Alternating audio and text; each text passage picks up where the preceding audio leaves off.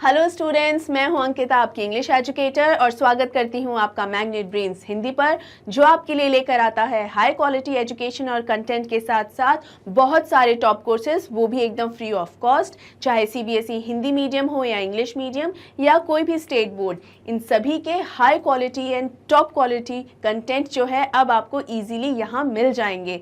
और 6 से लेकर 12 तक की क्लास के ई नोट्स और ई बुक्स भी आपको इजीली मिल जाएंगे। उनके लिंक्स जो हैं वो आपको डिस्क्रिप्शन बॉक्स में दिए गए हैं, आप चेक कर सकते हैं। और वीडियोस के लिए आप www.magnetbrains.com पर भी विजिट कर सकते हैं। और आइए अब देखते हैं कि आज की वीडियो किस टॉपिक पे होने वाली है। आज हम पढ़ेंगे ग्रामर, और कौन सा टॉपिक हम कवर करने वाले हैं? हम कवर करेंगे सिंपल एंड इनडेफिनिट टेंसेस। हम पढ़ने वाले हैं टेंसेस स्टूडेंट्स, समय या काल। तो चलिए वीडियो स्टार्ट करते हैं। सबसे पहले जानें कि ये टेंसेस होते क्या हैं। टेंसेस तो आई एम श्योर आपने पहले भी बहुत बार सुना होगा, लेकिन इसको समझना हमेशा बहुत ही ज़्यादा कॉम्प्लिकेटेड हो जाता है। क्यों? क्योंकि टेंसेस बट जाते हैं 3 में, और वो 3 टेंसेस बट जाते हैं और 12 टेंसेस में। बट अब नो फिकर एट ऑल, क्योंकि मैंने आपको ये इतना सिंप्लीफाइड वे में यहाँ एक्सप्लेन किया है कि आपको अब से टेंसेस में कोई भी प्रॉब्लम कभी नहीं आएगी स्टूडेंट्स। तो चलिए हम स्टार्ट करते हैं from the very beginning. What is a tense? Tense का मतलब होता है काल या समय। अगर हम समय को एक लाइन के हिसाब से समझें, लेट्स से ये समय है, ठीक है। इस समय में अभी जो इसी वक्त का जो पॉइंट है, ये जो टाइम है, अगर हम उसे ये माने, let's change the colour, okay okay. हम अगर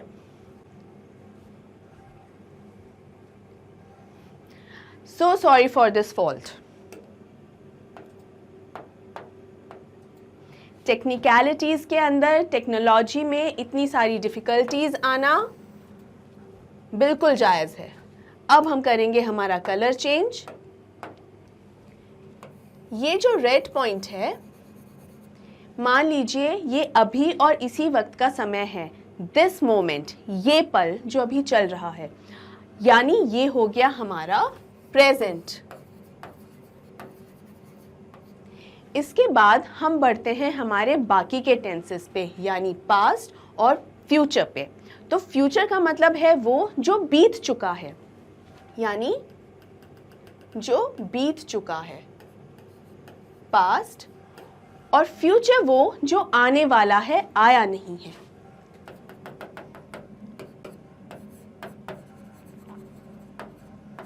अब आप कहेंगे मैम ये तो हमें ऑलरेडी पता है। जी हाँ, आपको ऑलरेडी पता है, लेकिन आपको कहाँ कंफ्यूजन होती है? हैड बीन डूइंग, ये वो, कहीं हैड लग रहा है, कहीं हैव लग रहा है, कहीं लग ही नहीं रहा है, कहीं एस और कहीं ई एस का फॉर्मूला लागू हो रहा है। ऐसा क्यों? सबसे पहले ये जानना ज़रूरी है कि ऐसा होता क्यों है।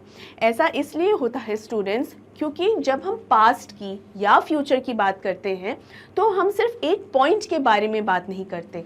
टाइम का हमेशा एक पॉइंट नहीं होता, जो एकमात्र पॉइंट होता है वो होता है प्रेजेंट, यानी अभी इसी वक्त। इसके अलावा समय को हम चलती हुई गति से ही देखते हैं। तो अगर पास्ट में, अगर यहाँ पे कुछ हुआ है, इस मोमेंट में अगर कुछ हुआ है, तो मतलब थोड़े से पास्ट में कुछ हुआ है। अगर और पीछे जाए, यहाँ कहीं जाए, तो मतलब वो ज़्यादा पुराना हो चुका है। ये सेम कंडीशंस फ्यूचर पे भी अप्लाई होती हैं कि थोड़े से फ्यूचर, मतलब थोड़े ही समय के बाद हम ये करने वाले हैं, या 10 या 15 साल के बाद हमारे क्या क्या प्लान्स हैं, या उसके बाद भी अगर हम जिंदा रहे तो हमारे क्या क्या प्लान्स हैं। तो इसी तरीके से हमारे ये जो समय है वो एक पॉइंट में ख़त्म नहीं होता, चलता रहता है। तो कोई बात कितनी ज़्यादा पुरानी है या कितने ज़्यादा भविष्य की है, उसके आधार पर जो टेंसेस हैं वो डिवाइड होते हैं या उनका विभाजन किया जाता है। ये है तो बहुत ही सरल सी और बहुत ही कॉमन सी बात, लेकिन जब हम इन टेंसेस को आगे से आगे पढ़ते जाएंगे तब आपको ये छोटी सी और बहुत ही साधारण सी बात बार बार याद आएगी और आप इसे और बेहतर तरीके से समझ पाएंगे। चलिए अब आगे बढ़ते हैं। ये जो समय है ये इनके 3 पार्ट्स हैं। ये हम अभी अभी देख चुके हैं, प्रेजेंट, पास्ट और फ्यूचर। अब यही प्रेजेंट, पास्ट और फ्यूचर फर्दर डिवाइड होते हैं, यानी इनका और भी आगे डिवीजन होता है, और वो है ये चारों का डिवीजन। सबसे पहला है सिंपल इंडेफिनिट, यानी ये तीनों ही सिंपल या इंडेफिनिट के हिस्से में डिवाइड होते हैं। सिंपल और इनडेफिनिट ये एक ही टेंस को बताते हैं स्टूडेंट्स, सिर्फ नाम इनको अलग अलग दिए गए हैं। तो past simple, present simple, future simple, ये पहला, then continuous, then perfect and finally perfect continuous. आज हम जो कवर करने वाले हैं टॉपिक, वो सिर्फ हम कवर करेंगे सिंपल इंडेफिनिट का, यानी हम पास्ट सिंपल, प्रेजेंट सिंपल और फ्यूचर सिंपल ही पढ़ेंगे।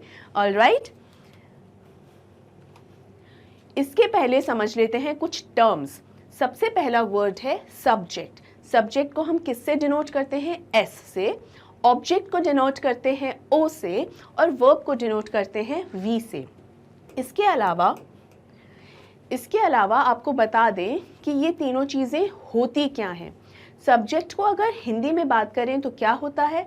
सब्जेक्ट का मतलब होता है विषय, यानी अगर किसी सेंटेंस में सब्जेक्ट आ रहा है तो मतलब है कि किस बारे में बात हो रही है, किस विषय पर बात हो रही है, चाहे वो व्यक्ति हो या किसी चीज़ को लेकर कोई बात हो रही हो, नाउन है, प्रोनाउन है, तो जिसके बारे में बात हो रही है उसे ही क्या कहा जाता है? उसे कहा जाता है सब्जेक्ट।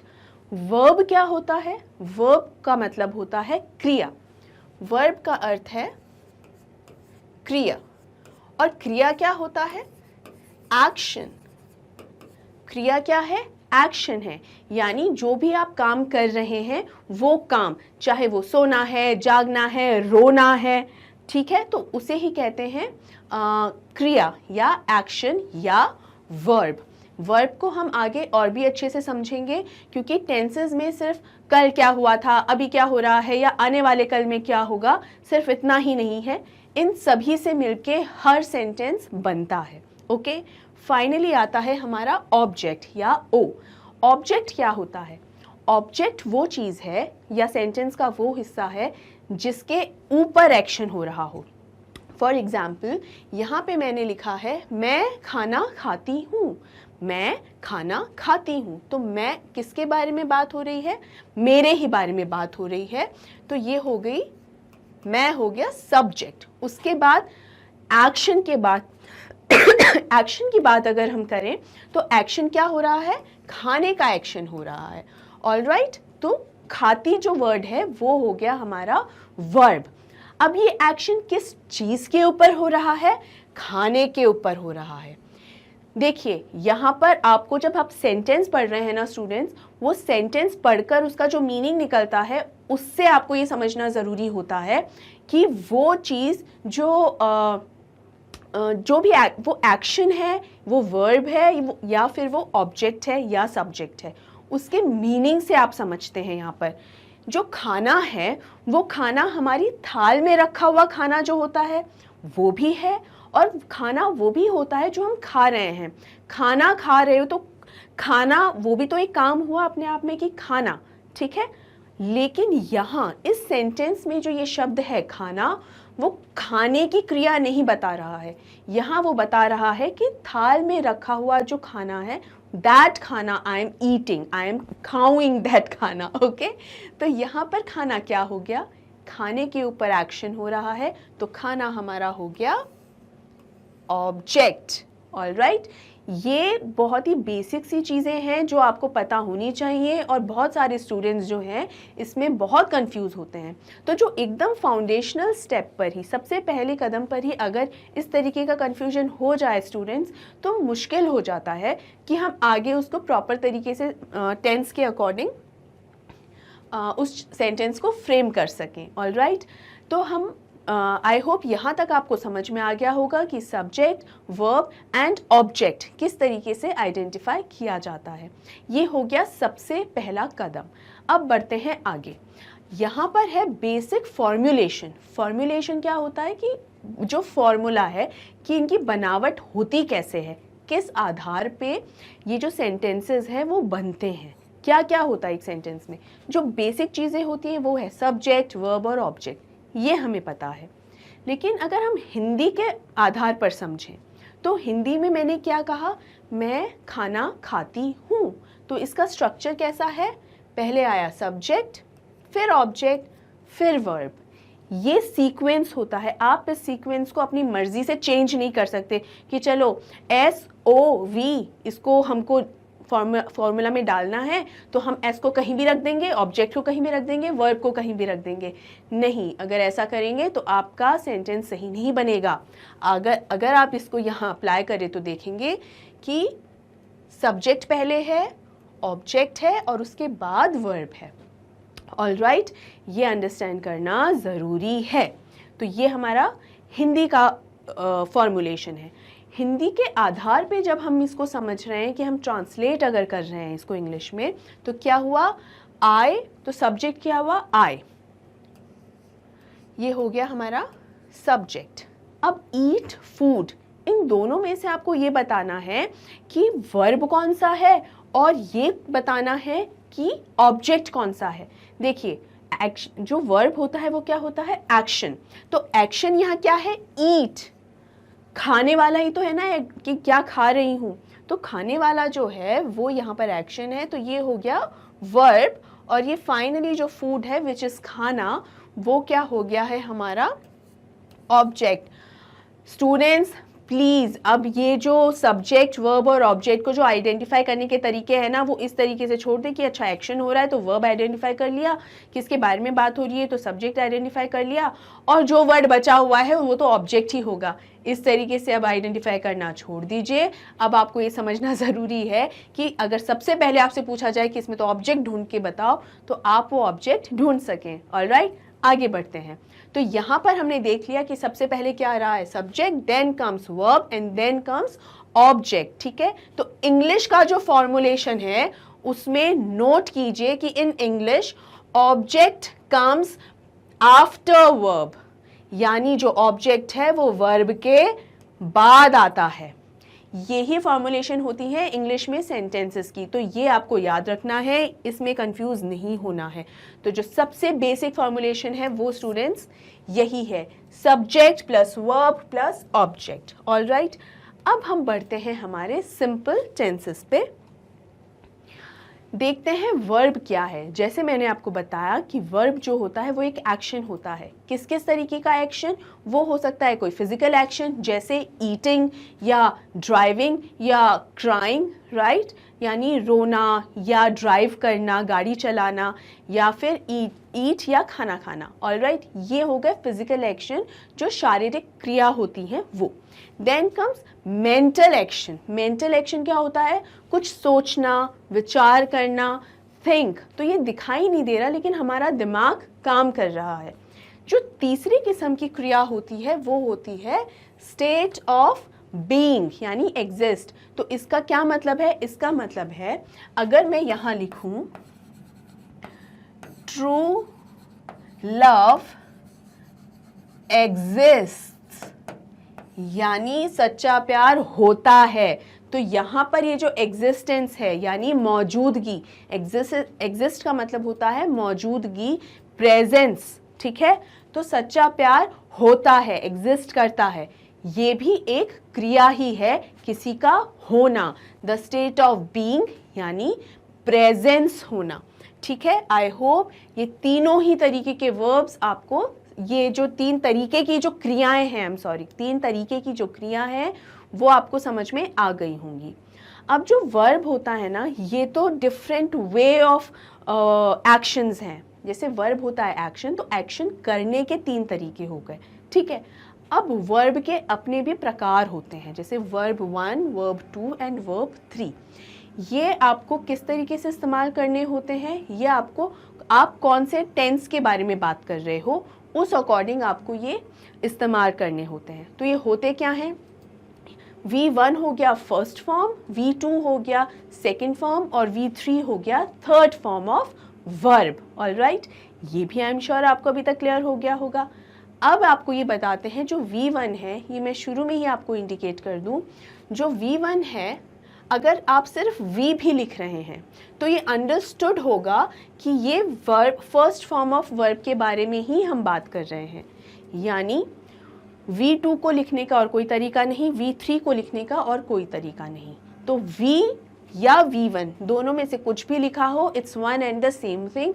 आपको यहाँ कंफ्यूज नहीं होना होता है कि जब फॉर्मूलेशन में जो जिस तरीके का जो फॉर्मूला दिया हुआ है उसमें अगर V लिखा है तो उसी वक्त समझ जाएं कि वो V1 है। ठीक है, एक तो ये बात होती है। दूसरा, एक्चुअल में V जो साइन होता है ना, वो सिर्फ वर्ब का होता है, वो सिर्फ वर्ब का होता है। तो यहाँ पर ये बताया जाता है कि हाँ वर्ब है, कि ये वर्ब यहाँ आएगा, कौन सी फॉर्म आएगी वो आपको बाद में पता चलेगा। तो इस तरह भी इसका इस्तेमाल होता है। तो स्टूडेंट्स, ऐसी छोटी छोटी चीज़ों को लेकर आपको कंफ्यूज होने की ज़रूरत बिल्कुल भी नहीं है। ऑलराइट, तो ये डिफरेंट फॉर्म्स होती हैं वर्ब की। अब देख लेते हैं कुछ इसके उदाहरण कि कैसे कैसे। ये मैंने 2 तरीके के उदाहरण लिए हैं। तो पहला उदाहरण है, फर्स्ट है बिगिन वाला जो वर्ड है। तो बिगिन फर्स्ट फॉर्म जो होती है ना वर्ब की, वो होता है रूट वर्ड।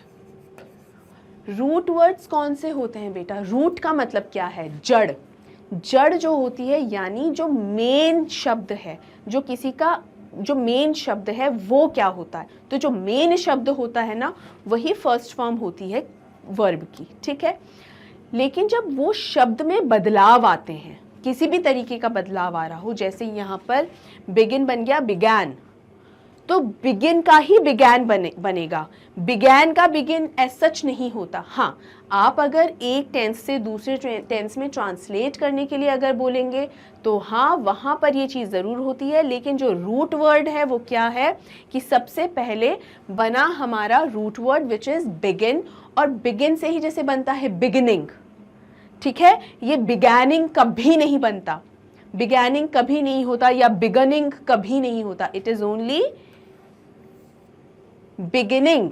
ऑलराइट, तो ये आपको समझना ज़रूरी है कि फर्स्ट फॉर्म जो वर्ब की होती है वो रूट वर्ड होता है, मेन शब्द वही होता है। आई होप ये भी आपको क्लियर हो गया होगा। अब जो पहला एग्जाम्पल है उसका जो रूट वर्ड है वो है बिगिन। वो रूट वर्ड है तो फर्स्ट फॉर्म ऑफ वर्ब भी वही हो गया। सेकेंड फॉर्म ऑफ वर्ब जो है वो होगी बिगैन, यानी बिगैन। और जो third word form of verb होगा वो होगा बिगन। बिगन। ऑलराइट, ये हमारा पहला एग्जाम्पल हो गया। नेक्स्ट एग्जाम्पल में मैंने जो लिया है वो है रीड रीड रीड। अब आप सोच रहे हैं मैम इसमें तो तीनों ही सेम है, ये कैसे संभव हुआ?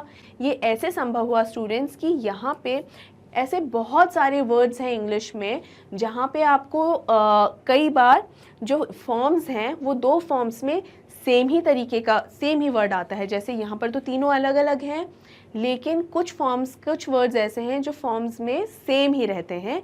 रीड उनमें से एक है, तो यहाँ तीनों में ये सेम ही रहता है, चेंज नहीं होता, लेकिन सिर्फ स्पेलिंग सेम होती है। इनका जो प्रोनाउंसिएशन है वो सेम नहीं होता। यहाँ पर जो फर्स्ट फॉर्म है वहाँ पर ये क्या है, यहाँ पर ये है रीड रीड, लेकिन यहाँ सेकंड और थर्ड फॉर्म में ये क्या है, रेड रेड।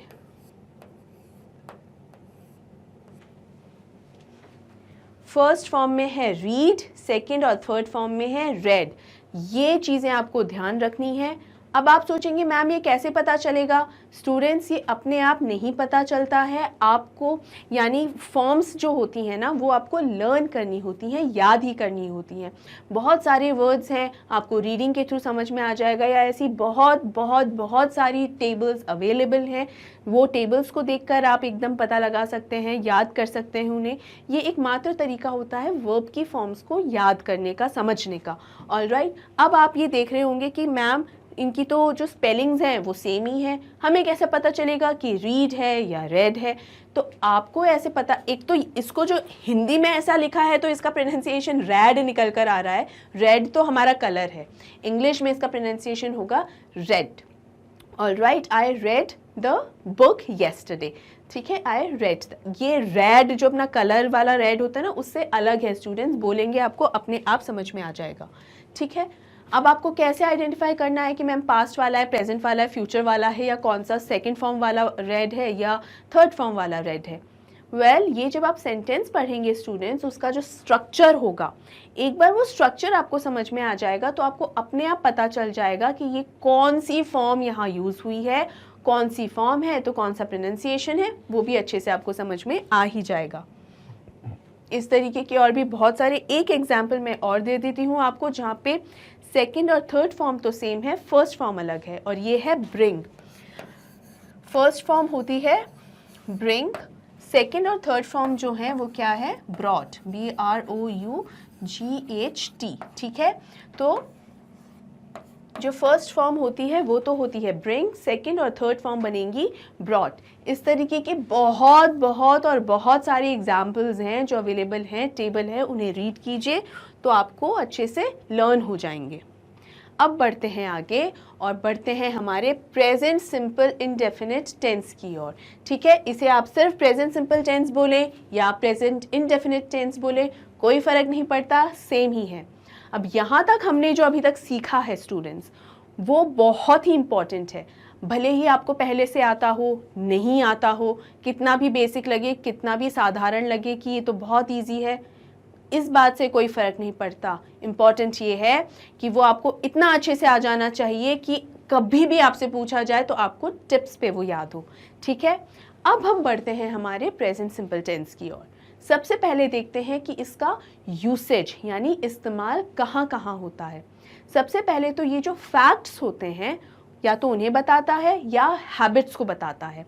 दोनों ही चीज़ में आप ये देखेंगे कि एक बात कॉमन है और वो है रेपिटिशन। इसको हम आगे एक्सप्लेन करेंगे कि कैसे। अब यहाँ फैक्ट्स की बात करें तो सबसे पहला एग्जाम्पल क्या है? Sun rises in the east, यानी सूरज जो है वो कहाँ से उगता है? पूरब से। And sun sets in the west, यानी वो कहाँ ढलता है? पश्चिम में। ये उल्टा तो नहीं होता ना?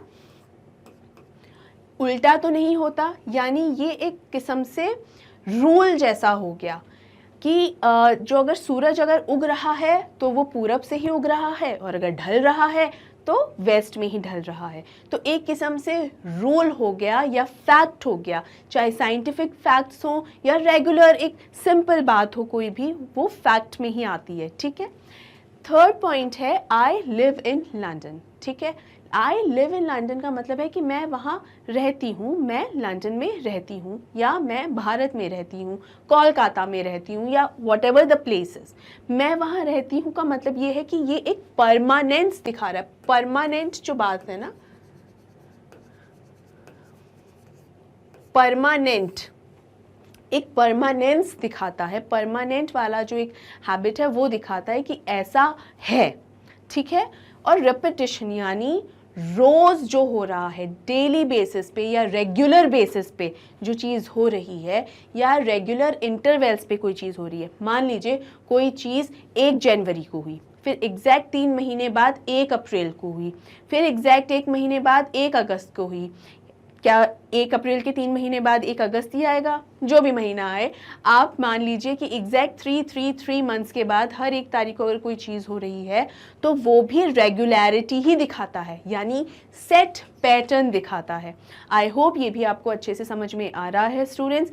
यही छोटी छोटी बातें और छोटी छोटी चीज़ें होती हैं जो एक टेंसेस में जो डिफरेंस क्रिएट करती हैं और हमें ईजी बनाती हैं हमारे लिए उन्हें समझना। आई होप यहाँ तक समझ में आ गया है आपको। सेकेंड है हैबिट्स, कि हमारी हैबिट क्या है। For example, I usually wake up at 6 AM, यानी रोज़ मैं 6 बजे ही उठती हूँ। अब इसका ये मतलब है कि ऐसा नहीं मैं 6 बजे उठ गई, फिर बाद में वापस नींद आ रही है, मैं वापस सो गई, 15 मिनट बाद उठी, आधे घंटे बाद उठी। हाँ, ये हो सकता है और अक्सर ऐसा होता ही है, बट एज सच मेरा जो एक रूटीन है, एज सच मेरा जो शेड्यूल अगर मैं बना रही हूँ तो उसमें 6 बजे ही अगर लिख रही हूँ, मतलब मैं रोज़ 6 बजे जगती हूँ। ये काम का क्या हो रहा है? रोज़ हो रहा है, रिपीट हो रहा है, रेगुलर बेसिस पे हो रहा है। कैसे हो रहा है? रेगुलर बेसिस पे हो रहा है। ही ड्राइव्स फास्ट, मतलब ये उसकी एक आदत है। आप उसको कहीं पे, चाहे एकदम हाईवे हो या खुली रोड हो, वहाँ पर भी वो फास्ट ही चलाएगा, या भीड़ भी हो तब भी उसकी आदत है उससे गाड़ी फास्ट ही चलेगी। कई लोगों की आदत होती है धीरे गाड़ी वो नहीं चला पाते। इनफैक्ट कुछ लोग ऐसे भी होते हैं जो धीरे गाड़ी चलाएंगे तो जाके शायद खंबे से ठोक देंगे। लेकिन हमें ऐसा नहीं करना है, बहुत ज़्यादा स्लो या बहुत ज़्यादा फास्ट ड्राइव हमें नहीं करना है। आपकी फैमिली में भी जो लोग ड्राइव करते हैं उन्हें भी कहिए कि एक सही स्पीड के अकॉर्डिंग ही ड्राइव करना चाहिए। ऑलराइट, चलिए आगे बढ़ते हैं और जो थर्ड एग्जाम्पल है उसे देखते हैं। I always drink coffee in the morning. Again it shows, it represents a habit कि रोज़ सुबह उठकर मैं कॉफ़ी पीती हूँ या मैं कॉफ़ी पीता हूँ। I यहाँ पर कोई भी जेंडर हो सकता है, हमें नहीं पता। तो I always drink coffee in the morning, ये भी एक हैबिट है कि हमेशा कॉफ़ी ही पीते हैं। इसका ये मतलब नहीं है कि किसी दिन चाय पी ली तो ये हैबिट नहीं रही। मन करता है चेंज करने का कुछ चीज़ें तो हाँ, इट्स एब्सोल्युटली फाइन, बट एक जो रेगुलर हैबिट होती है वो क्या है कि चाय नहीं कॉफ़ी ही पीने की आदत है। ऑलराइट, चलिए अब हम देखते हैं इसका बेसिक फॉर्मूलेशन। और बेसिक फॉर्मूलेशन क्या है? Subject plus verb plus object, जो थोड़ी देर पहले हमने अभी पढ़ा था। अब जानते हैं इसको फुल डिटेल में। अब देखिए स्टूडेंट्स, जो सेंटेंसेस भी होते हैं वो एक तरीके के तो नहीं होते। जैसे एक्सप्रेशंस बहुत सारे हैं, उसी तरह सेंटेंसेस भी कई तरीकों के हैं। पहले सेंटेंस है एफर्मेटिव या पॉजिटिव सेंटेंसेस, और कुछ सेंटेंसेस होते हैं जो नेगेटिव होते हैं, और कुछ सेंटेंसेस होते हैं जो इंटेरोगेटिव होते हैं। अब नेगेटिव सेंटेंसेस कौन से? ना नुकुर वाले, यानी जिसमें नॉट, NOT, नॉट होता है।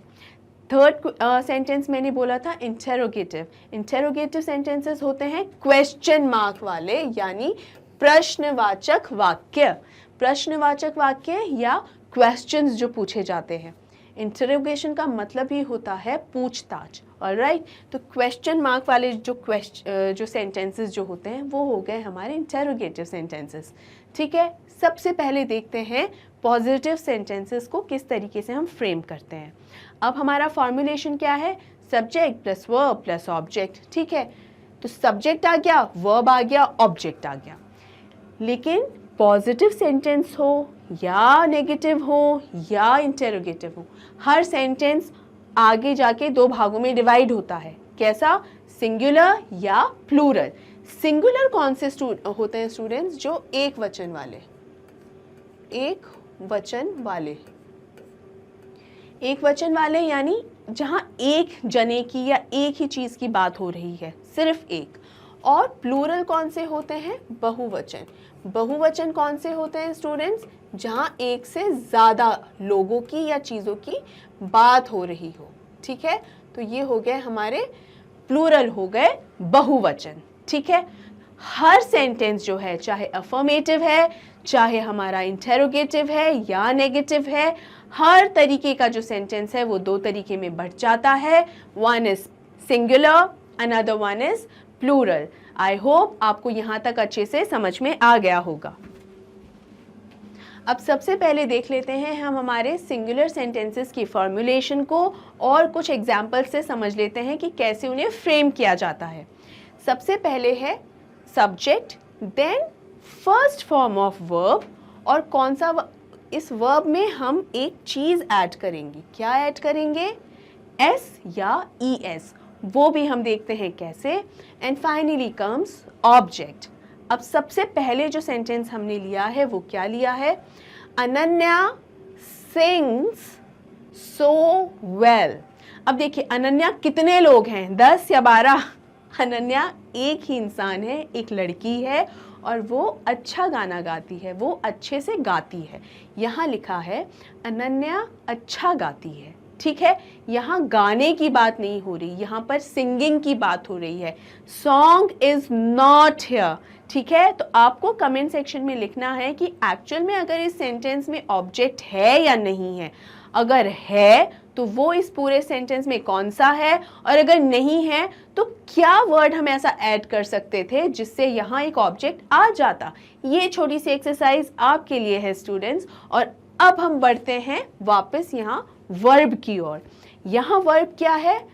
सिंग, यानी सिंगिंग की बात यहाँ हो रही है अनन्या के, कि वो अच्छा गाती है। ऑलराइट, जब अनन्या, ये क्या है, ये है हमारी सिंगुलर, सब्जेक्ट भी है तो सब्जेक्ट ही सिंगुलर होना चाहिए, ठीक है। सब्जेक्ट जब सिंगुलर है, अनन्या क्या है, सब्जेक्ट है, और सब्जेक्ट हमारा क्या है, सिंगुलर, यानी एक ही जना है। जब उसके बारे में बात कर रहे हैं और जब यहाँ पर वर्ब आ रहा है तो उस वर्ब में एस या ई एस ऐड हो जाता है। क्या हो जाता है स्टूडेंट्स, ऐड हो जाता है, जुड़ जाता है। अब आप सोचेंगे मैम कौन से वर्ड्स में एस आता है और कौन से वर्ड्स में ई एस आता है। धीरे धीरे उसकी ओर भी बढ़ेंगे और वो भी समझेंगे, लेकिन पहले जानना है कि यहाँ वर्ब के साथ क्या होगा, और वर्ब के साथ ये होगा कि सिंग के साथ एस जुड़ जाएगा, तो ये क्या हो जाएगा, अनन्या सिंग्स सो वेल। अब हम बढ़ते हैं हमारे प्लूरल वाले सेंटेंस की ओर, और प्लूरल में क्या है, प्लूरल का भी सेम ही जो फॉर्मूलेशन है बिल्कुल सेम है, subject plus first form of verb plus object. लेकिन आप देखिए यहाँ पर एस या ई एस ऐड नहीं हो रहा है, और ये ऐड क्यों नहीं हो रहा है, क्योंकि यहाँ पर ये यूज ही नहीं होते, ये ऐड होते ही नहीं वर्ब में। यानी अगर हमारा सब्जेक्ट, अगर वो प्लूरल है, इफ इट इज इन बहुवचन, इफ इट इज प्लूरल, तो वहां पर वर्ब में एस या ई एस नहीं लगेगा। कैसे, आइए देख लेते हैं। हमारा एग्जाम्पल है Ananya and Gyanvi. Ananya and Gyanvi sing so well. Verb क्या है, सिंग है। सब्जेक्ट, कितने सब्जेक्ट, ऐसा कहीं नहीं लिखा कि सब्जेक्ट बस एक ही होगा कोई, ऐसा बिल्कुल भी नहीं है, कितने भी हो सकते हैं, कितने भी नंबर ऑफ सब्जेक्ट्स हो सकते हैं। मल्टीपल है, यहाँ पे बहुवचन है यानी प्लूरल है, तो अनन्या भी सब्जेक्ट है, अनन्या के बारे में ही बात हो रही है, ज्ञानवी के बारे में भी बात हो रही है, तो कितने सब्जेक्ट हो गए, 2।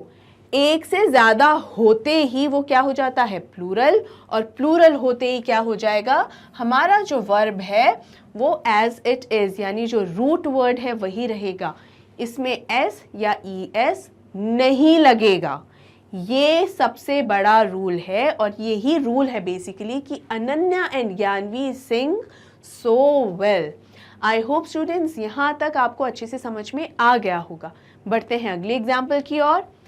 रीना, अगेन एक वचन है, यानी सब्जेक्ट हमारा कैसा है, सब्जेक्ट हमारा है सिंगुलर। टीचर्स इन स्कूल, तो टीचर्स इन स्कूल का मतलब क्या हो गया कि टीच के आगे हमने क्या लगा दिया है, ई एस, या तो एस लगेगा या ई एस। तो हमने दोनों ही एग्जाम्पल्स यहाँ कवर कर लिए हैं कि यहाँ पर टीच के साथ लग रहा है ई एस, और क्यों लगा है वो, क्योंकि जो रीना है वो एक ही इंसान है, 10-12 नहीं है, या 10-12 तक पहुंचने की भी जरूरत नहीं, 2 या 3 भी हो तो भी वो प्लूरल हो जाता है, ठीक है।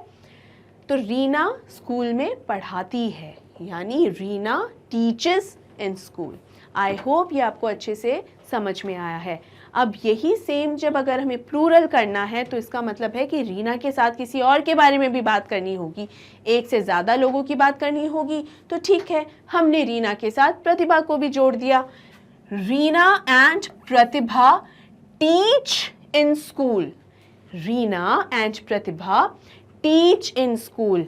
टीचर्स नहीं आएगा, टीचर्स नहीं आएगा, और ये जो टीच है यानी जो वर्ब है वो एज इट इज रहेगा, मेन या रूट वर्ड ही रहेगा ये, इसके अंदर एस या ई एस नहीं लगेगा स्टूडेंट्स। यही रूल है।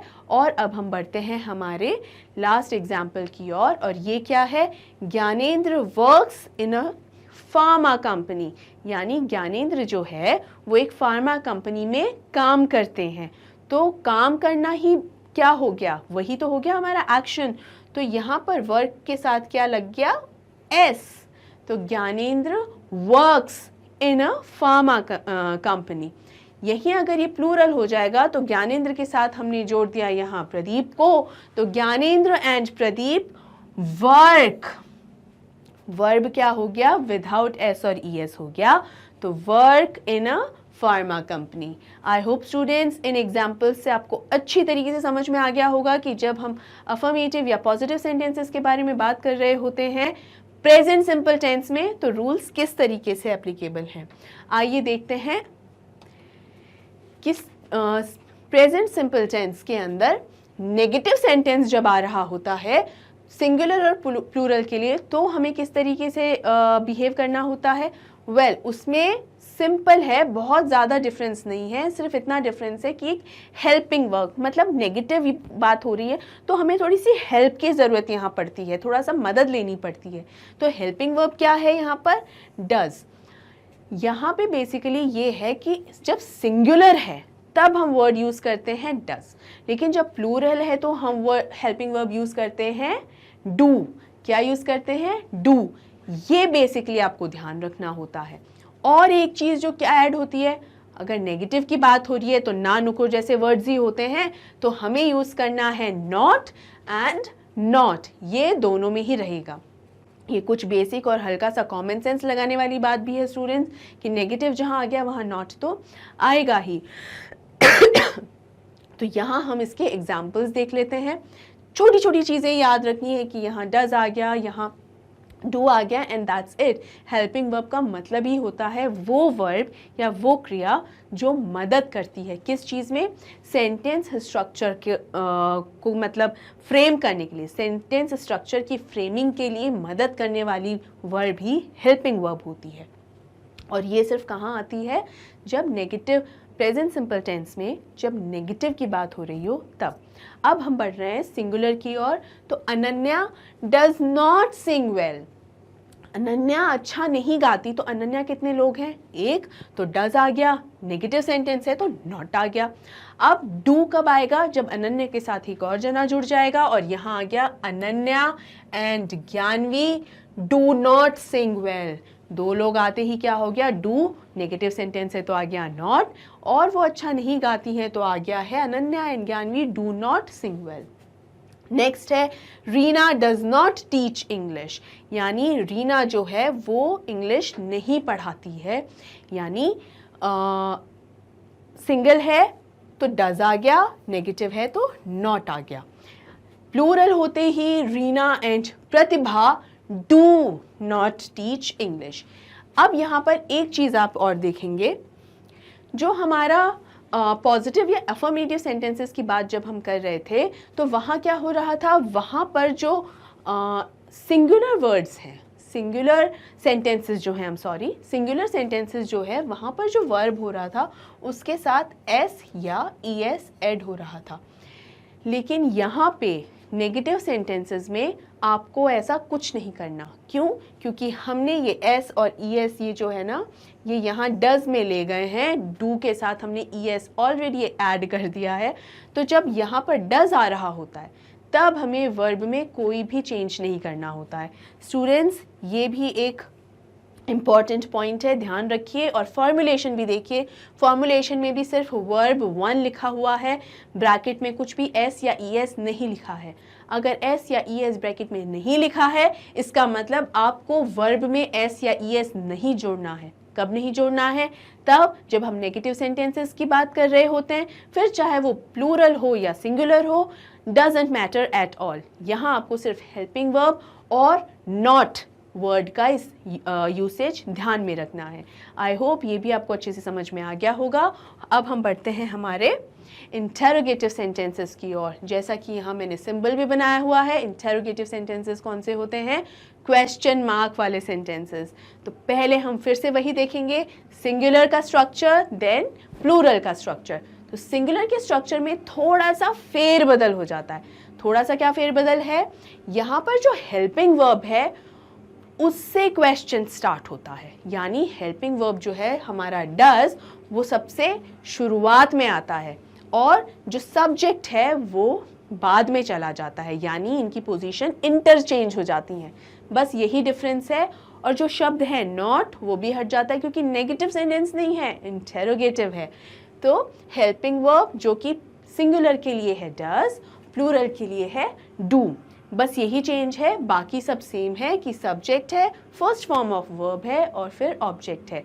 ये सब्जेक्ट से लेकर ऑब्जेक्ट तक का जो फॉर्मुलेशन है it is same for both singular and plural. यहाँ पर भी ये ध्यान रखिए कि जो वर्ब है वो first form of verb use हो रही है और उसमें वर्ब के साथ एस या ई एस ऐड नहीं हो रहे हैं स्टूडेंट्स। आई एम श्योर ये आपको बहुत अच्छे से अभी तक समझ में आ गया होगा। बढ़ते हैं अपने एग्जाम्पल्स की ओर। सबसे पहले आपसे पूछा जा रहा है क्या अनन्या अच्छा गाती है? Does Ananya Singh well? तो अनन्या अगेन एक ही इंसान है, हेल्पिंग वर्ब हमने लगा दिया डज, और चूंकि हेल्पिंग वर्ब सबसे पहले लगेगा यहाँ पर क्या आ जाएगा, स्टार्टिंग में आ जाएगा डज अनन्या सिंग वेल, और क्वेश्चन मार्क बाद में ज़रूर लगाना है स्टूडेंट्स। फॉर्मुलेशन में कभी भी अगर आप सोच रहे हैं कि मैम फॉर्मुलेशन में आपने क्वेश्चन मार्क नहीं लगाया, तो क्या हमने पॉजिटिव या नेगेटिव सेंटेंस में यहाँ फुल स्टॉप लगाया था? नहीं लगाया था। कभी भी इस तरीके की जो मार्क्स हैं वो फॉर्मुलेशन में लगाने नहीं होते स्टूडेंट्स, लेकिन जब हम सेंटेंस बना रहे होते हैं तब हमको ये पता होना चाहिए कि वहाँ पर हमें फुल स्टॉप में भी पॉजिटिव नेगेटिव सेंटेंसेस में फुल स्टॉप लगाना ही लगाना है, और इंटरोगेटिव सेंटेंसेस में क्वेश्चन मार्क लगाना ही लगाना है। ठीक है, नेक्स्ट यहाँ पे ये पॉजिटिव का जब प्लूरल बना तो क्या हुआ, do Ananya and Gyanvi sing well, यानी यहाँ दो लोग आ गए तो हेल्पिंग वर्ब क्या हो गया डू, और चूंकि एक इंटरोगेटिव सेंटेंस है तो डू एकदम फर्स्ट वर्ड आएगा, सबसे शुरुआत में आएगा। ऑलराइट, अब बढ़ते हैं हमारे अगले एग्जाम्पल की ओर। Does Reena teach English? Again the same thing, and do Reena and Pratibha teach English.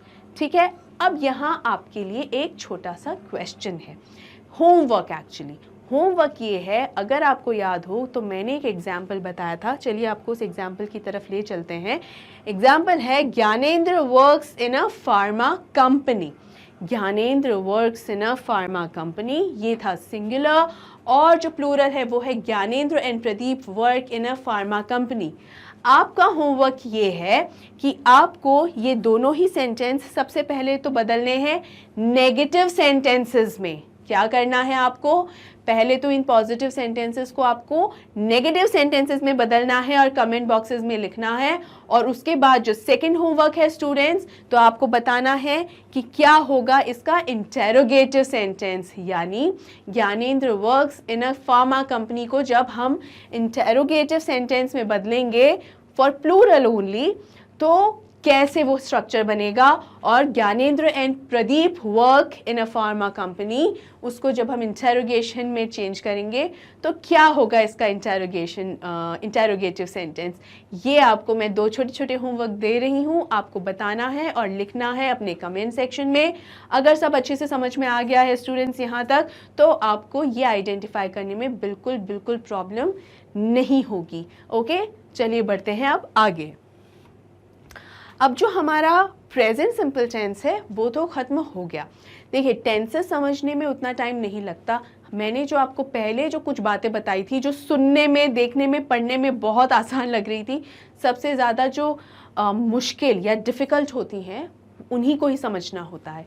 ठीक है, अगर वो सब समझ में आ गया तो 12 के 12 टेंसेस जो हैं वो बस चुटकियों का काम है, बाएं हाथ का खेल है, सब अच्छे से समझ में आ जाएगा। अब हम हमारे प्रेजेंट के बाद बढ़ते हैं पास्ट सिंपल या पास्ट इंडेफिनिट टेंस की ओर। सबसे पहले देख लेते हैं इसका यूसेज क्या है। पास्ट यानी भूतकाल, जो बीत चुका है। तो सबसे पहली चीज़ तो यही क्लियर हो गई कि कोई भी ऐसा एक्शन या कोई भी ऐसी चीज़ जो पास्ट में हो चुकी है, लेकिन कब? Well, action completed at a specific time in the past, यानी आपको मालूम है कब। स्पेसिफिक टाइम का मतलब ये होता है कि आपको पता है कि कब तक वो काम हो चुका है। अब कब का मतलब यहाँ क्या होता है, टाइम ही होता है, isn't it? Time.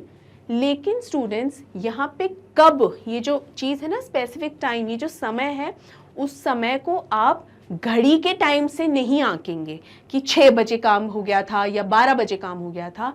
No, time से भी आंकेंगे, लेकिन उसके साथ जैसे अगर वर्ड है नाउ यानी अभी, तो इसका मतलब है अभी, ये भी तो एक समय ही हम बता रहे हैं कि अभी या अब। नॉट नाउ देन मतलब बाद में, तो ये भी हम एक तरीके से टाइम बता रहे हैं। व्हेन कि कब, वो भी हम एक तरीके से समय के बारे में ही बात कर रहे हैं। इस तरीके से भी समय बताया जाता है। दूसरा तरीका क्या है, लेट्स से अगर मैं कह रही हूँ येस्टरडे यानी बीता हुआ कल, वो भी समय की ही बात है। या लास्ट नाइट यानी बीती रात, या लास्ट मॉर्निंग या लास्ट इवनिंग, इस तरीके की जो ये जो हम बात करते हैं वो भी समय ही बताता है। After the dinner, after the meal, ये भी आपको एक समय या वक्त के बारे में बताया जा रहा है। तो घड़ी वाला वक्त तो नहीं है यहाँ पर, लेकिन आपको ये पता चल रहा है कि कुछ भी काम जो हुआ है, जो एक्शन हुआ है, वो कब हुआ है। तो ये चीज़ें आपको हमेशा ध्यान रखनी है कि जब हमें स्पेसिफिक यानी सटीकता, जिस लेवल तक की सटीकता हो सकती है, जिस लेवल तक का स्पेसिफिक हो सकता है, उतना जब हमें पता हो कि वो एक्शन कब हुआ है भूतकाल में, तो उसे कहते हैं पास्ट सिंपल टेंस या फिर past indefinite tense. I hope यहाँ तक तो अच्छे से क्लियर हो गया होगा। अब देखते हैं कुछ एग्जाम्पल्स। पहला एग्जाम्पल है I studied chapter 2 last night, यानी कल रात को मैंने चैप्टर 2 पढ़ा था, या कल रात को मैंने चैप्टर 2 पढ़ लिया। ठीक है, अब पढ़ लिया का मतलब है कि ये एक्शन कंप्लीट हो चुका है। यहाँ पर आपको ये ध्यान रखना है कि यहाँ जो हमारा एक्शन जो है, जो काम है जो शुरू किया था, वो ख़त्म भी हो चुका है, वो अभी भी चल नहीं रहा। यानी अगर यहाँ होता I started chapter 2 last night, तो वो दूसरा होता कि मैंने वो स्टार्ट किया, अभी तक ख़त्म नहीं हुआ। हमें बात ये कर रहे हैं कि I studied chapter 2 last night, तो ये समझ में आ रहा है सुनने वाले को कि इसका जो चैप्टर 2 है वो ये पढ़ चुका है। ठीक है, वो एक्शन ख़त्म हो चुका है और टाइम भी मालूम है, कब, लास्ट नाइट यानी बीती रात या पिछली रात। I did half of the exercises before lunch। अब देखिए, जो पहला सेंटेंस है उसमें तो did नहीं है, लेकिन दूसरा जो है वो उसमें did है। अब ये कैसे हुआ, did क्यों आया, ये हम जब इसके एग्जाम्पल समझेंगे ना स्टूडेंट्स, तब आपको अंडरस्टैंड होगा कि ये did कैसे आया। तो यहाँ पर भी ये है कि मैंने हाफ ऑफ द एक्सरसाइजेज जो है वो कर ली थी, कब, बिफोर लंच, यानी लंच करने से पहले 2 एक्सरसाइजेस हो गई थी। तो जब हम एक्शन की बात कर रहे होते हैं, जब हमने कोई काम किया कि I did half of the exercise, मतलब वो काम किया, तो इसलिए वहाँ डिड आया, डू या डज नहीं आया, क्योंकि पास्ट सिंपल टेंस में डू या डज नहीं आते हैं। This is the simple basic rule. अभी तक मैंने आपको इसका फॉर्मूलेशन या फॉर्मूला नहीं बताया है, तो सिर्फ इन एग्जांपल्स को देख के कंफ्यूज मत होइए। ये एग्जांपल्स मैंने यहाँ पर आपको सिर्फ इसका यूसेज समझाने के लिए लाए हैं। ठीक है, अब देखते हैं फॉर्मूलेशन। फॉर्मूलेशन यहाँ हमने तीनों ही सेंटेंसेस को मैंने साथ में लाया है, तीनों ही तरीके के सेंटेंसेस को, ताकि आपके लिए समझना और भी ज़्यादा आसान हो जाए। सबसे पहला है positive, then negative and then interrogative. अब यहाँ आप ये देखते रहिए कि जैसे प्रेजेंट में हुआ था वैसे ही यहाँ पास्ट वाले में भी हो रहा है कि जब हम पॉजिटिव सेंटेंसेस की बात कर रहे हैं तो वहाँ कोई हेल्पिंग वर्ब क्या आ रहा है क्या, यहाँ कोई हेल्पिंग वर्ब नहीं है। लेकिन जैसे ही हम नेगेटिव या इंटेरोगेटिव क्वेश्चंस की बात करते हैं तो यहाँ क्या होता है, डिड आ जाता है। यहाँ मैं आपको बताती हूँ, सबसे पहले पॉजिटिव सेंटेंस क्या होगा। सबसे पहले देखिए नोट में मैंने क्या लिखा है, नोट में मैंने लिखा है V2 यानी second form of verb is used only in past simple tense, is used only in past simple और पास्ट इंडेफिनिट टेंस, यानी वर्ब टू का इस्तेमाल और कहीं और नहीं होता। अब मैंने आपको बताया था ब्रिंग, ब्रॉट एंड ब्रॉट, यानी फर्स्ट फॉर्म हो गई ब्रिंग, सेकेंड फॉर्म हो गई ब्रॉट और थर्ड फॉर्म हो गई अगेन ब्रॉट। तो जहाँ थर्ड फॉर्म यूज़ हो रही है वहाँ पर भी ब्रॉट है। तो आप ये मत सोचिए कि ये सेकेंड फॉर्म यूज़ हुआ है क्या, नहीं। बात ये है, इतनी सी चीज़ है कि सेकेंड फॉर्म ऑफ वर्ब जो होता है पूरे 12 टेंसेस में से सिर्फ एक जगह यूज़ होता है और वो है past simple tense. Past simple tense में भी वर्ब टू कहाँ, सेकेंड फॉर्म ऑफ वर्ब कहाँ यूज होता है? Only here in positive sentences, ना तो नेगेटिव सेंटेंसेस में यूज होगा और ना ही इंटरोगेटिव सेंटेंसेस में यूज होगा, सिर्फ कहाँ यूज होगा? पॉजिटिव सेंटेंसेस में। ये एक बहुत इंपॉर्टेंट पॉइंट है जिसे भूलना हम अफोर्ड नहीं कर सकते, तो आप ये ध्यान रखिए। ऑलराइट, अब हम देख लेते हैं हमारे एग्जाम्पल्स। सबसे पहले बढ़ते हैं पॉजिटिव की तरफ। फॉर्मुलेशन क्या है? वही subject plus verb plus object, वही वाली है जो प्रेजेंट सिंपल की थी पॉजिटिव की। सिर्फ कितना फ़र्क है कि फर्स्ट फॉर्म की जगह सेकेंड फॉर्म आ गई है। तो हमारा जो सेंटेंस है जो वो क्या बनेगा? ही केम हियर येस्टरडे, वो यहाँ कल आया था। तो ये कल कौन सा है? बीता हुआ। अगर येस्टरडे की जगह टुमारो हो जाता तो होता कि आने वाला कल।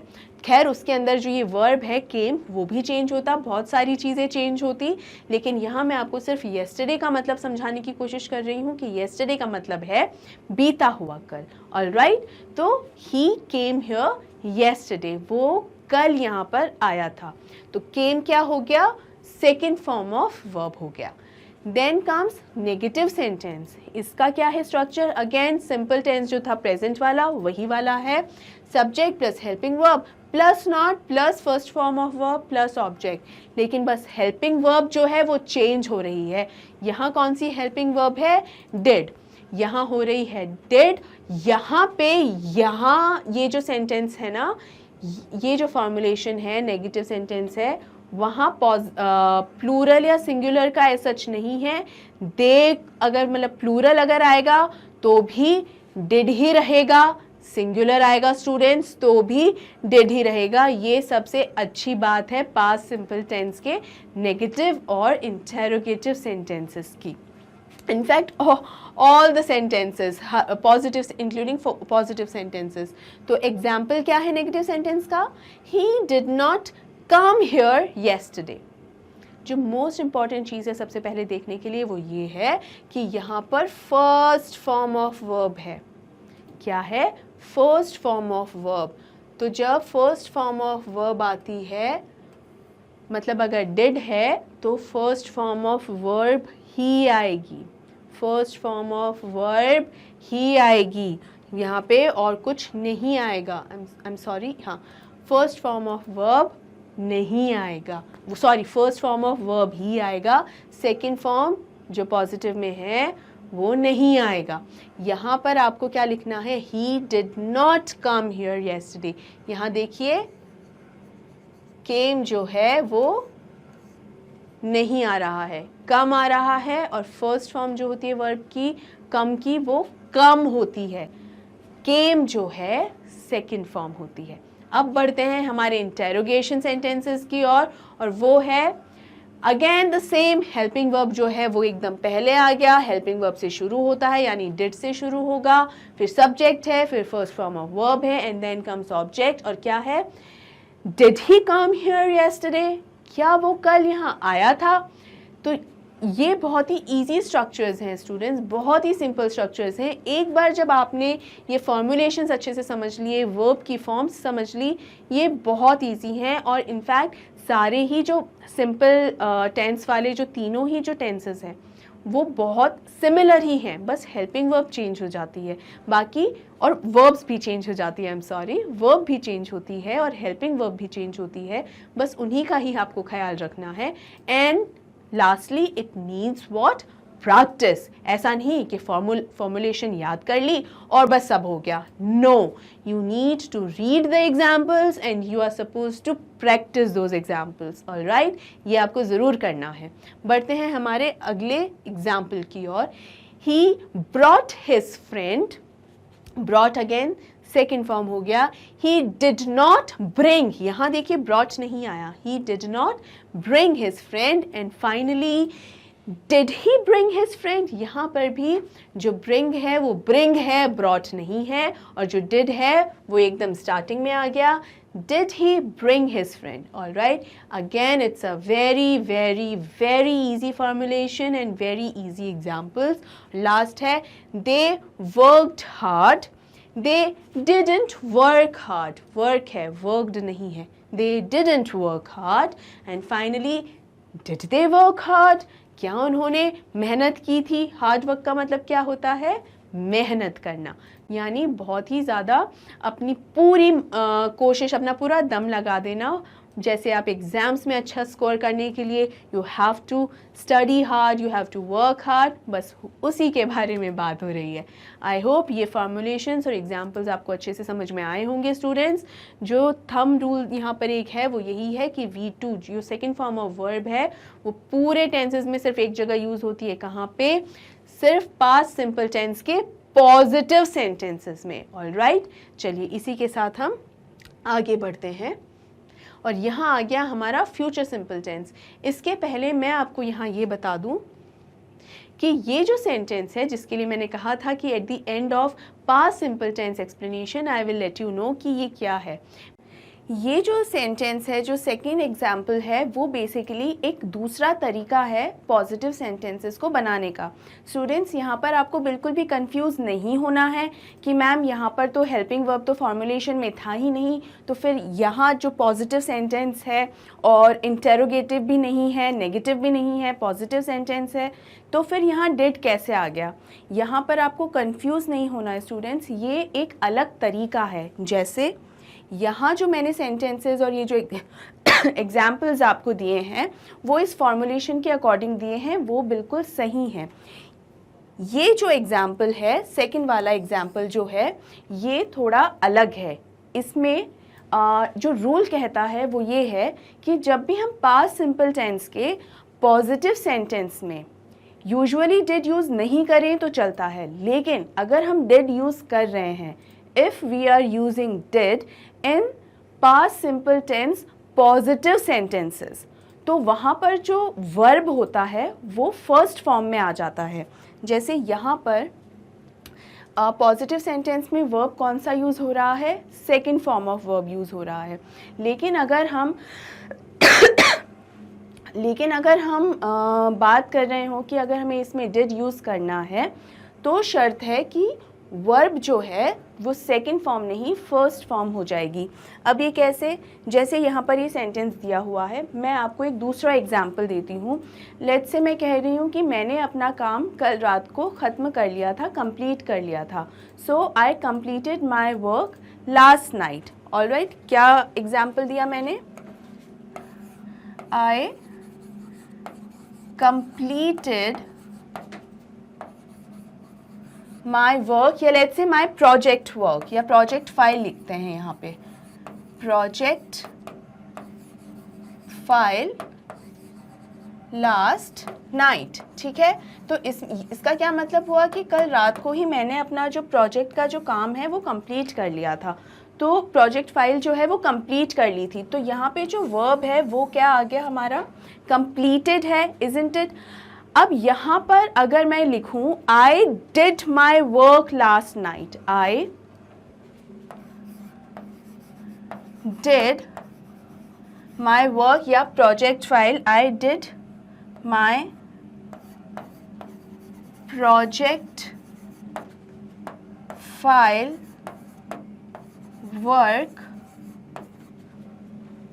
Last night. अगर ये यहाँ लिखूं तो ऑल्दो इन दोनों के जो सेंटेंस स्ट्रक्चर जो हैं, जिस तरीके से मैंने लिखा है वो वर्ड्स अलग हैं, जो स्ट्रक्चर है वो अलग है, लेकिन जो मीनिंग है वो सेम ही है कि प्रोजेक्ट फाइल कंप्लीट कर ली या प्रोजेक्ट फाइल का काम किया. तो यहाँ इसका मतलब यही निकल के आता है कि वो काम हो चुका है, यानी ख़त्म हो चुका है.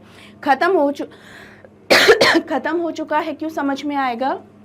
क्योंकि बेसिकली पास्ट सिंपल टेंस जो होते हैं वो यूज़ ही इस पर्पस से होते हैं, ये बताने के लिए कि जो काम है वो ख़त्म हो चुका है. So I did my work, I did cooking.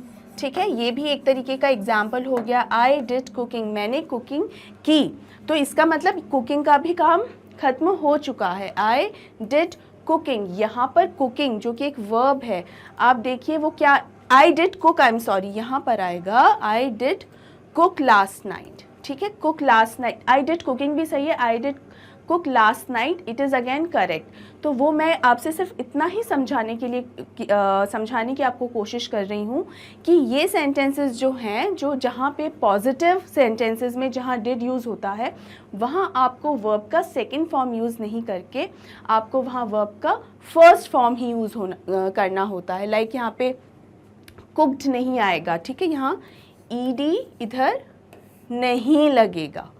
I hope ये आपको समझ में आ रहा होगा। कुछ एग्जाम्पल्स भी मैंने आपको समझाने के लिए यहाँ दे दिए हैं स्टूडेंट्स, यहाँ कंफ्यूज होने की ज़रूरत बिल्कुल भी नहीं है। यहाँ मैं आपको एक चीज़ और बता दूँ और अच्छे से बता दूँ कि ये सेंटेंसेस थोड़े बहुत प्रैक्टिस से समझ में आ जाते हैं, क्योंकि इनको कहने का तरीका ही बस अलग है। It is a different way of expressing, that's it. बिल्कुल भी इसको कॉम्प्लिकेटेड नहीं बनाना है, इसीलिए मैंने जानबूझकर यहाँ पे आपको डिड का एक भी एग्जाम्पल नहीं दिया। लेकिन जब हम इसका प्रैक्टिस करेंगे उसमें मैं ये ज़रूर इनको इंक्लूड करूँगी ताकि आपको ये और अच्छे से समझ में आए। अगर आप और एग्जाम्पल्स अभी चाहते हैं तो मैं अभी और एग्जाम्पल्स आपको यहाँ लिख देती हूँ ताकि आपके लिए और भी ज़्यादा आसानी हो। एक है आई डिड माई वर्क, ठीक है,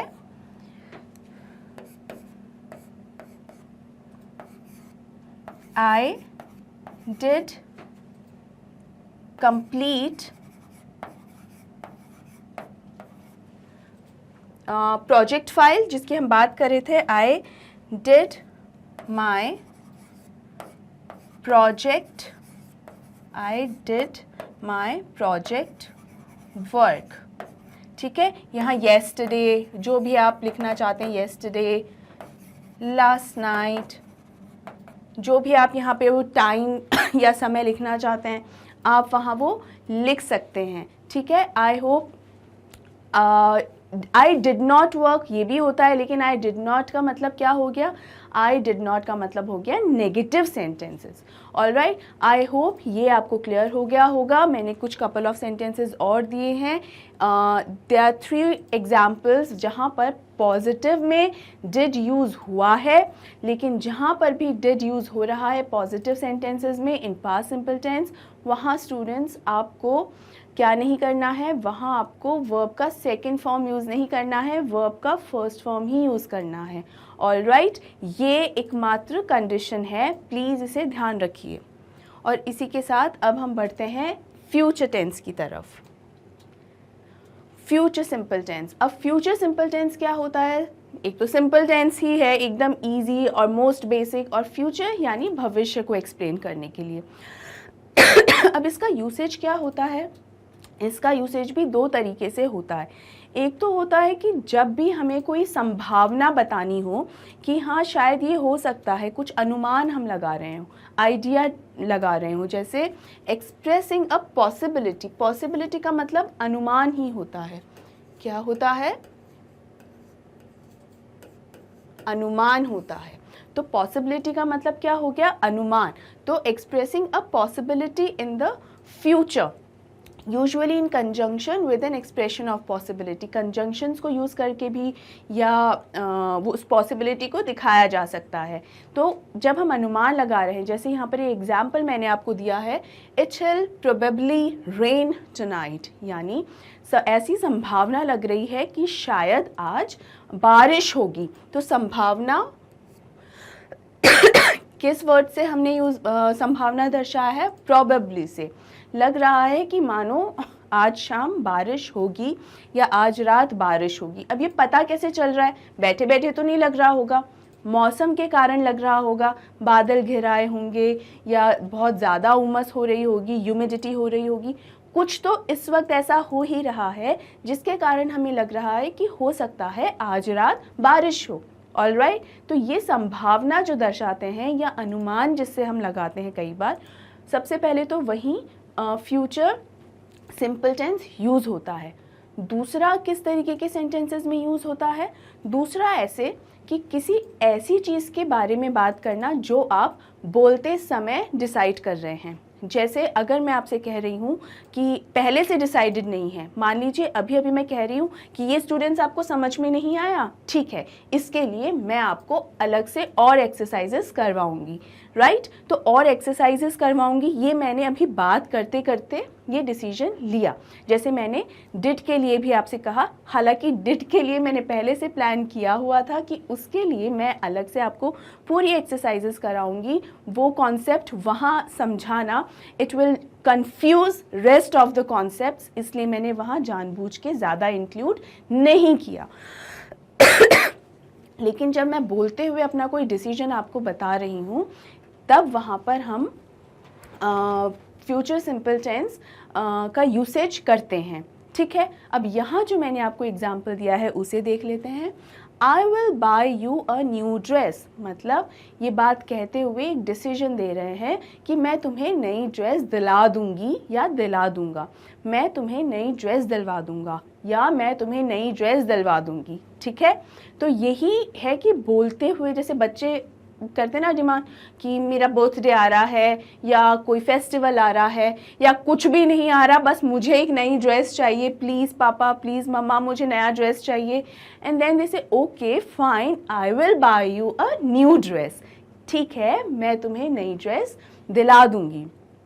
तो ये जब हम इस बात कहते हैं बोलते समय, जो बताते हैं कि ये होगा, डिसीजन बताते हैं, तो ये यूसेज होता है फ्यूचर सिंपल टेंस का। आई होप आपको ये समझ में आया होगा। Making a decision at the time of speaking, usually in a dialogue. Usually in a dialogue का मतलब जब बात हो रही हो। डायलॉग का क्या मतलब होता है? डायलॉग का मतलब सिर्फ ये नहीं कि पिक्चर के, फिल्म में या मूवी में जो डायलॉग्स होते हैं, नहीं। डायलॉग का मतलब बेसिकली होता है कन्वर्सेशन। तो ये भी एक कंडीशन है। हो सकता है आप ये सोच के कंफ्यूज हो जाएं कि मैम हम जो भी बात कर रहे होते हैं फ्यूचर के बारे में, तो वो किसी को क्या ही पता चलेगा कि वो डिसीजन हमें बोलते हुए समय लिया है या पहले से हम सोच कर बैठे हैं। नहीं, ये जो रूल है, सेकंड रूल, जब हम किसी के साथ बात कर रहे हों, तो जब बात कर रहे हो तो नए नए टॉपिक्स निकल कर आते हैं, नई नई बातें होती हैं, और उन बातों के आधार पर आप कई बार कोई डिसीजन ले लेते हैं। जैसे फ्रेंड्स लोग बैठे हुए हैं, बात कर रहे हैं, अरे तुम कैसे हो? मैं बिल्कुल बढ़िया, तुम कैसे हो? कितने दिनों बाद हम लोग मिले। हाँ यार बहुत दिन हो गए, अच्छा हुआ इतने दिनों बाद मुलाकात हो गई। फिर और इधर उधर की बात होती है, फिर सब अपने फैमिली के बारे में, अपने काम के बारे में बताते हैं, कितने बिजी हो गए हैं और अब एक ब्रेक की ज़रूरत है। हाँ यार ब्रेक की ज़रूरत है, हमें कहीं घूमने के लिए जाना चाहिए, वेकेशन पर जाना चाहिए। ठीक है, we will make a plan. अब हम प्लान बनाएंगे, किसके लिए? कि घूमने कहीं जाना है। वी शुड गो यहाँ। अब ये तो अलग अलग सेंटेंसेस है जिसके बारे में बाद में बताऊंगी। प्लान बनाते बनाते उनका ये डिसीजन हो गया कि वो किसी जगह, लेट्स से हिमाचल में किसी जगह जा रहे हैं, कि हम हिमाचल जा रहे हैं, we will go to Himachal, let's say we will go to Shimla, ठीक है। तो ये बात करते करते एक डिसीजन हो गया कि we will go to Shimla. तो यहाँ पे कॉन्वर्सेशन, एक डायलॉग होते होते वो एक डिसीजन हो गया। तो बोलते समय वो डिसीजन हुआ है, पहले से नहीं कोई अनुमान था कि ऐसा कुछ होने वाला है। ऑलराइट, तो ऐसी कंडीशंस में हम विल का फ्यूचर सिंपल टेंस का यूज़ करते हैं, और जो हेल्पिंग वर्ब होता है वो क्या होता है? विल। अब ये विल हेल्पिंग वर्ब है या और भी कोई हेल्पिंग वर्ब है या नहीं, या कैसे इसका यूज़ होता है, ये तो जब हम फॉर्मुलेशन सीखेंगे तो वहाँ समझ ही जाएंगे। लेकिन अभी के लिए इतना समझ लीजिए कि कॉन्वर्सेशन के दौरान जब बात होते समय हम कोई डिसीजन ले लेते हैं, वहाँ पर भी फ्यूचर सिंपल टेंस का यूज़ होता है। अब बढ़ते हैं इसकी फॉर्मुलेशन की ओर। यहाँ पर भी मैंने तीनों सेंटेंसेस को ऐसे डिवाइड किया है, पॉजिटिव, नेगेटिव और इंटेरोगेटिव। पॉजिटिव में आप देखिए विल और शैल है। अब यहाँ आपको सबसे पहले हेल्पिंग वर्ब्स जो है वो समझने हैं। पहले दो तरीके के हेल्पिंग वर्ब्स यूज़ किए जाते थे इन फ्यूचर टेंसेस, विल, शैल। ठीक है, विल कहाँ यूज़ होता है और शैल कहाँ यूज़ होता है?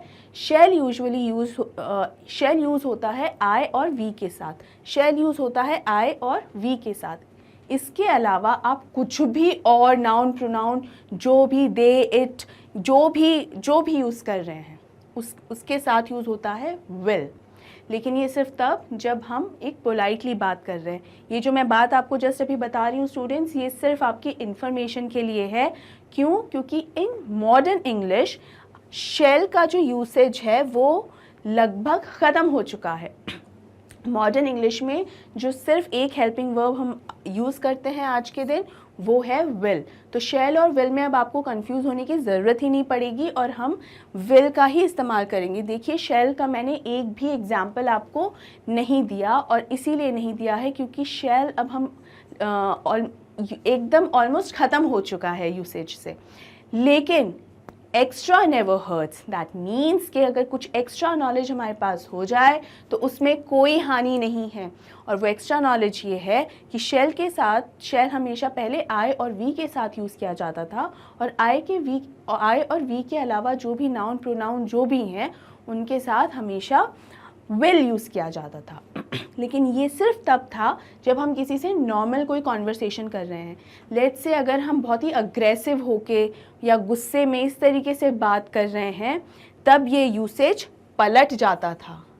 तब ये जो यूसेज है वो पलट जाता था, इंटरचेंज हो जाता था। यानी अगर अग्रेशन में बात कर रहे हैं तो आई और वी के साथ विल हो जाता था। आई विल सी यू या आई विल सू यू। ठीक है, देख लूँगा मैं तुम्हें, या मैं कोर्ट में लेकर जाऊँगा तुम्हें, ना जब गुस्से में अगर हम बोल रहे हैं तो। और वहीं पे जो शैल है वो बाकी सारे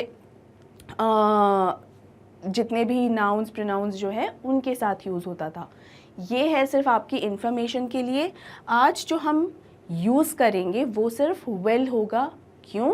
शैल का इस्तेमाल लगभग ख़त्म हो चुका है, इसीलिए। अब हम हमारे एग्जाम्पल्स को देखते हैं और सबसे पहले देखते हैं पॉजिटिव सेंटेंसेस।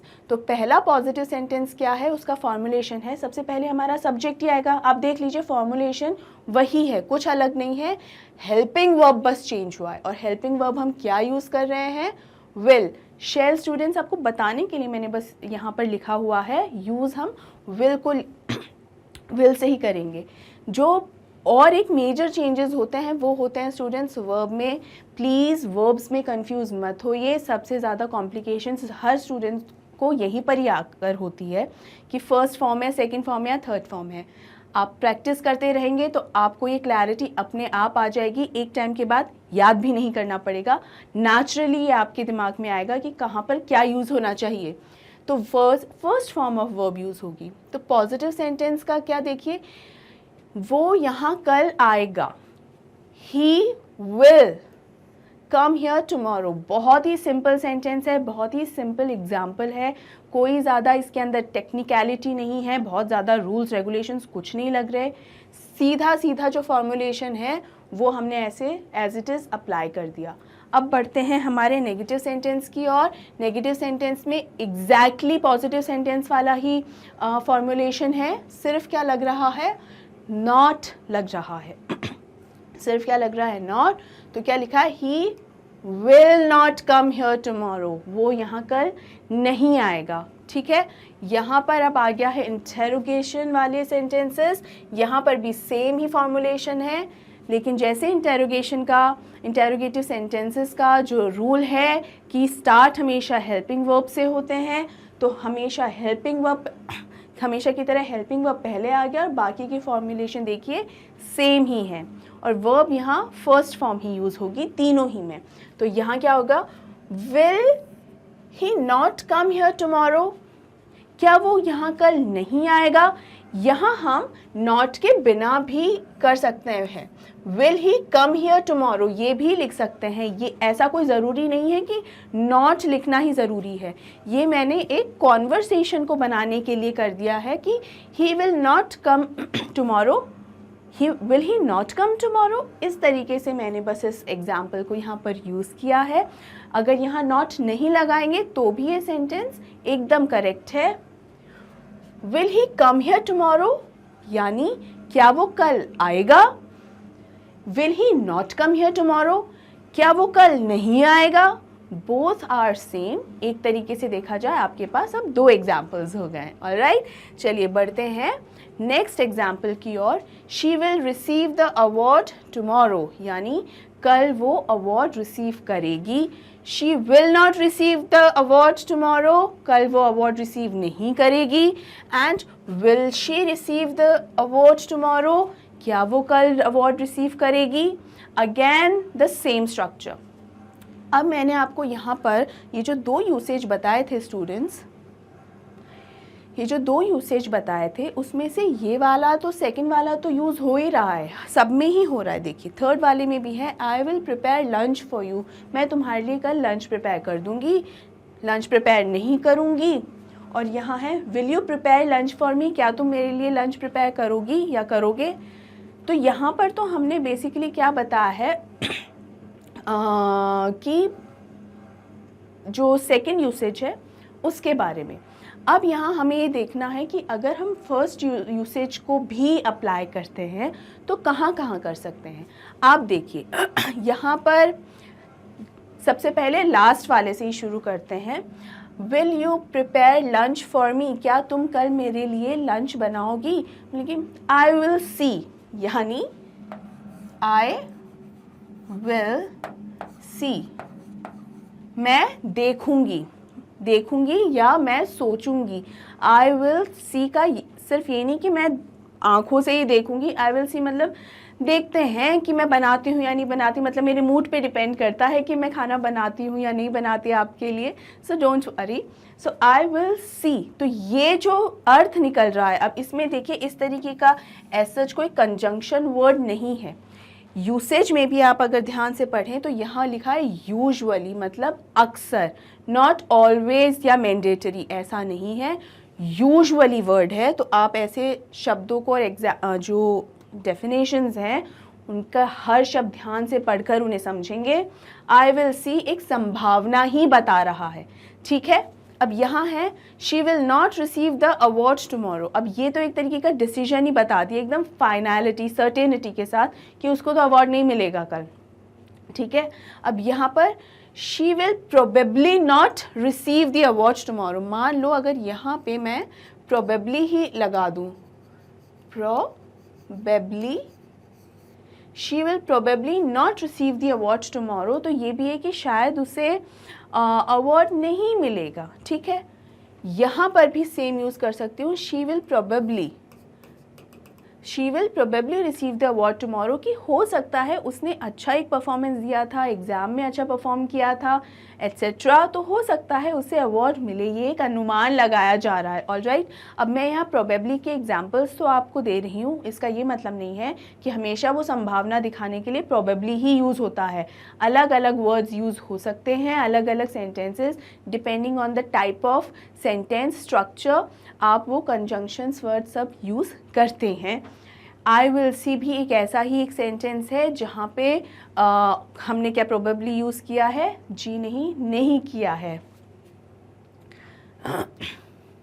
तो यहाँ पर पॉसिबिलिटी दिखाने वाले सेंटेंसेस भी मैंने आपको बता दिए हैं, किस तरीके से विल को फ्यूचर में यूज़ करना है वो सेंटेंसेस भी मैंने आपको बता दिए हैं। इन सभी टेंसेस की एक्सरसाइज मैं आपको अलग से सॉल्व करवाऊंगी स्टूडेंट्स, ताकि आई नो कि मैंने आपको एग्जाम्पल्स बता दिए हैं, मैंने आपको यूसेज बता दिया है, यस, लेकिन टेंसेस सीखने का जो सबसे इम्पॉर्टेंट एक पार्ट होता है वो होती हैं एक्सरसाइजेस, जो मैं आने वाले वीडियो में लेकर आऊँगी आप सभी लोगों के लिए, ताकि आपके लिए इस यूसेज और इस फॉर्मुलेशन को अप्लाई करना आसान हो जाए। एंड रिमेंबर, हमारा past simple tense, positive sentences का डिड का यूसेज, इन्हें बिल्कुल भी मैं भूल नहीं रही हूँ। इन सभी को अलग अलग तरीके के सेंटेंसेस को एक एक्सरसाइज के अंदर मैं आप सब लोगों के लिए अगले वीडियोस में लेकर आऊँगी। नेवर एवर मिस सच वीडियोस, क्योंकि ये जो प्रैक्टिस वाले वीडियोस होते हैं उसी में हम एक्चुअल में कॉन्सेप्ट हम कई बार पढ़ चुके होते हैं। मैं सिर्फ शायद अलग तरीके से ये लेकर आई हूँ, तो आपके लिए हो सकता है आसानी हो गई होगी, लेकिन उस कॉन्सेप्ट का एप्लीकेशन जब तक हम नहीं सीखेंगे, चाहे कितना भी आसान तरीके से कॉन्सेप्ट सीखा हो कोई फ़र्क नहीं पड़ता, या कितना भी कॉम्प्लिकेट या मुश्किलों से वो कॉन्सेप्ट सीखा हो कोई फ़र्क नहीं पड़ता। एक्सरसाइज, प्रैक्टिस करना ये सबसे ज़्यादा ज़रूरी है। ऑलराइट, अब हम बढ़ते हैं हमारे अगले टॉपिक पे, जिसके जो क्या है, इंटेरोगेटिव सेंटेंसेस। अब देखिए स्टूडेंट्स, हमने कितने तरीके के सेंटेंसेस की बात की थी। हमने बात की थी पॉजिटिव या अफर्मेटिव सेंटेंसेस की, हमने बात की है नेगेटिव सेंटेंसेस की, और हमने बात की है इंटेरोगेटिव सेंटेंसेस की। अब जो प्रेजेंट सिंपल टेंस था उसमें तो सारी सेंटेंसेस, तीनों ही टाइप के सेंटेंसेस थे ना, सारे के सारे वो प्लूरल सिंगुलर के तौर पे डिवाइडेड थे। बाकी के जो टेंसेस थे दो, पास्ट और फ्यूचर, उसमें वो प्लूरल और सिंगुलर के तौर पे डिवाइडेड नहीं थे। जैसे फ्यूचर की में भी बात करूं अगर, तो यहाँ पर भी प्लूरल और सिंगुलर के हिसाब से डिवाइडेड नहीं है। यानी चाहे प्लूरल के बारे में, बहुवचन के बारे में बात हो रही हो या एक वचन के बारे में बात हो रही हो, इतना ज़्यादा फर्क नहीं पड़ता, अंतर नहीं आता है। वो फॉर्मुलेशन और यूसेज सेम रहता है, हेल्पिंग वर्ब उसी अनुसार यूज़ होती है। जो प्लूरल और सिंगुलर का जो रूल है वो सिर्फ प्रेजेंट सिंपल टेंस में ही लगता है। यहाँ पे इंटेरोगेटिव सेंटेंसेस हैं, वो भी दो भाग में डिवाइड होते हैं। अब यहाँ आप ये मत सोचने लग जाना मैम कितने सारे रूल्स हैं। अब इंग्लिश में रूल्स तो हैं ही स्टूडेंट्स, और रूल्स के बेसिस पे ये पूरी लैंग्वेज बनी हुई है, तो सीखना तो होगा ही, लेकिन बहुत ही आसान है। बस मेरे साथ साथ सीखते रहिए, सब दिमाग में आराम से बैठ जाएगा। अब पहला टाइप क्या है? पहला टाइप तो यही है जो हमने हेल्पिंग वर्ब से जो स्टार्ट करते हैं क्वेश्चंस जितने भी हैं वो सब। और दूसरा क्या है? Starts with helping verb is the type 1 interrogative sentences. Type 2 interrogative sentences कौन से होते हैं? जो WH वर्ड्स से शुरू होते हैं, जैसे व्हाट इज़ योर नेम। अब व्हाट शब्द जो है वो कोई हेल्पिंग वर्ब तो नहीं है ना, यानी व्हाट वर्ड से भी शुरू, इसका मतलब हेल्पिंग वर्ब से स्टार्ट होने के अलावा और भी चीज़ें हैं जिनसे इंटेरोगेशन की जा सकती है, सवाल किए जा सकते हैं। तो पहला टाइप क्या हो गया? जहाँ पे हमारे सवाल शुरू होते हैं किसी भी हेल्पिंग वर्ब से। और दूसरा क्या हो गया? दूसरे हैं जहाँ WH वर्ड्स से होते हैं। WH वर्ड्स मैंने आपको बताया हुआ है स्टूडेंट्स अपने पिछले वीडियोज़ में, अगर आपने देखा है, और रिपोर्टेड स्पीच के वीडियोस में भी है। अगर आपने वो वीडियोस नहीं देखे हैं तो जाके देखिए और कमेंट सेक्शन में मुझे बताइए वो सारे वर्ड्स जो WH फैमिली के हैं, ठीक है, WH फैमिली के सभी वर्ड्स को आपको अपने कमेंट्स में लिखना है। यहाँ कुछ हैं, हाउ, व्हेन और ये व्हेन, ठीक है। How do they learn singing? उन्होंने गाना गाना कैसे सीखा। When did he come here? वो कब आया? वो कब आया? When will you prepare lunch for me? तुम मेरे लिए खाना कब प्रिपेयर करोगे या करोगी, ठीक है। What से भी हो सकता है, What is your name ही जैसे मैंने आपको अभी बताया, What वाला भी हो गया। These are two different kind of interrogative sentences। इसमें भी जो रूल्स अप्लाई होते हैं वो इसी तरीके से अप्लाई होते हैं स्टूडेंट्स। लेकिन देखिए यहाँ पर हेल्पिंग वर्ब आया, ऑलराइट। जो WH क्वेश्चंस होते हैं, जो WH क्वेश्चन, जैसे when is a WH question, तो when did he come here। अब इसके साथ आप अपना ये जो रूल है,